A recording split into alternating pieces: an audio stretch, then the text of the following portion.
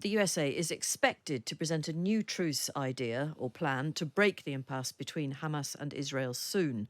But Gaza has accused the Israeli Prime Minister of trying to thwart a ceasefire and a hostage deal over the Prime Minister's refusal to withdraw from the Philadelphia corridor in southern Gaza.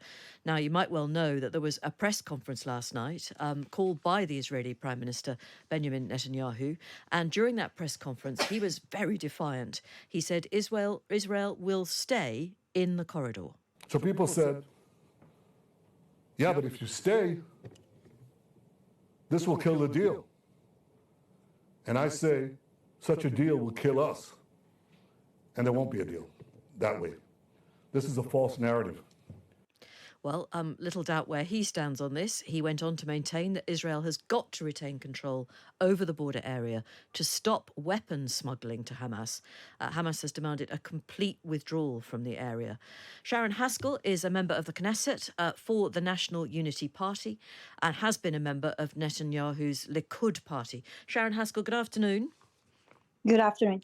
It's just important for me to clarify, I was part of Netanyahu's party, the Likud party. Yeah. I've resigned 3 years ago and I sit in the opposition in the New Hope party today. You're a member of the New Hope party, right? Thank you for clarifying that. But I wonder what you made of the press conference last night. What was your take on what the Prime Minister said? Well, look, the Prime Minister is looking on the safety and the security of Israel and on the capability of keeping us generations, forward secure. I mean, the 7th of October was the worst massacre in Israel's history. It was the worst massacre since the Shoah, the Holocaust. And, children were burned, murdered, women were raped. We need to make sure that something like that will never happen again. And to make sure, that there's a few necessary means that we have to achieve.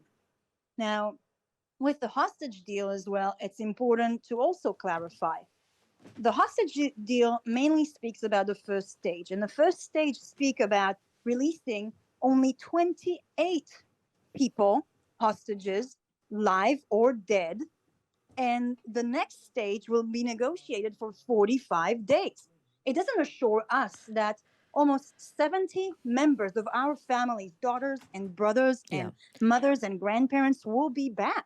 Right. But I think, listen, no one listening, Sharren, will have anything other than deep sympathy for what Israel went through in October of last year, which was horrific. But since then, there has been so much suffering. 40,000 lives lost in Gaza. Here we are now heading towards winter in 2024. And there doesn't seem to be any movement at all from Prime Minister Netanyahu. And the USA, staunch ally of Israel, is really hinting that it wants him to move. It wants him to adjust. Why can't he? Well, it's the exact opposite. Look, Netanyahu said yes to a deal in March. He said yes to a deal in June.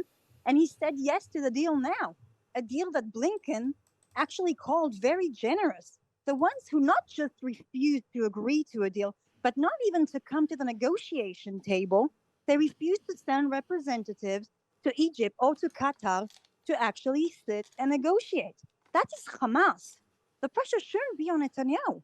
The pressure should be on Hamas. Those 40,000 people dead, that's at the hands of Hamas at first.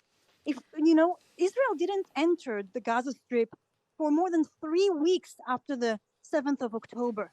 If Hamas would have released our family members, our daughters, our babies, there probably wouldn't have been so many casualties as there are today. But why? Unfortunately, Hamas doesn't care for their lives. It doesn't care for the Palestinians. Well, I wonder why even the Israeli Defense Secretary believes that really a withdrawal from the Philadelphia area could actually be progress. It could be something that Israel should do in order to facilitate the release of hostages, and hopefully, of course, they would be alive. So there's different assessments to that, and I understand Prime Minister Netanyahu. No one will guarantee that if we withdraw from the Philadelphia, the 70 hostages that are being kept with Hamas will not be smuggled through that border to Egypt and end up in any country like Iran or any other one. Who can guarantee that? Will the UK guarantee that? Will they sit on the border to make sure that our family members are not being smuggled, or weapon is not being smuggled back in? It's a big question. But Until all of them, but all the hostages will be back in the loving arms of their family, this war will not be over. If they want to release all the 100 hostages at once, I can promise you that the deal would have looked different. But Hamas doesn't want that. He doesn't want to release all of them. He wants those hostages next to him as guaranteed. But Sharren, there must be moments when you and other members of your party and other supporters of Prime Minister Netanyahu do ponder the fact that staunch allies like the UK, which has made a decision on arms sales to Israel this week, and the USA, which really do believe profoundly in the existence of Israel, just feel that they're being tested to the limit and really want you to move on this. And it seems that you are beyond stubborn. Well, absolutely not. Look, we are at the front line of a war against radical Islam. This is Western civilization, the values that we believe in: freedom, democracy, women's rights, minority rights, freedom of religion.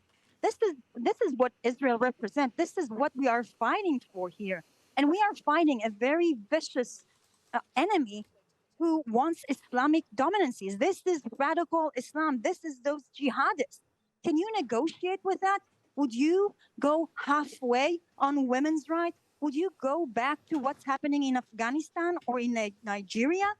We have to be able to protect and defend our families and our communities by the values that we believe in. And when it's very difficult to negotiate with a terrorist organization like Boko Haram or ISIS, obviously it's the toughest mission. But we actually really expect our allies like Britain to stand beside us when we are in the front line of a world war against radical Islam.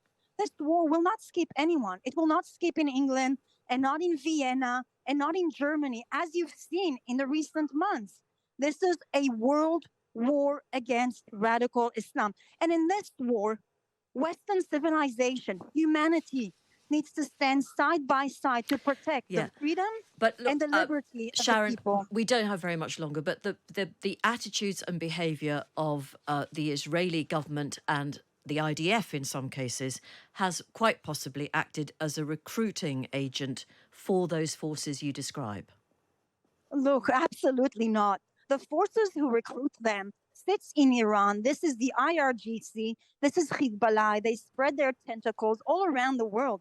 You cannot blame Israel for a jihadist war. This is a religious war. This is a cultural war. This is not a territorial war. We don't recruit them.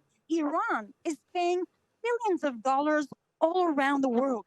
The Muslim Brotherhood have Al Jazeera as their mouthpiece all around the world. This is very powerful people who are, recruiting people by money and by influence to fight in their army, like Hezbollah, like the Houthis in Yemen, like the militias in Iraq and in Syria. They don't just kill Israelis, and they don't just kill Palestinians. They've killed American soldiers. They're attacking American bases. Sharren, thank you. They are attacking commercial British ships. Yeah, I think you've made your point. That's Sharren Haskel, who is a member of the Israeli parliament, the Knesset.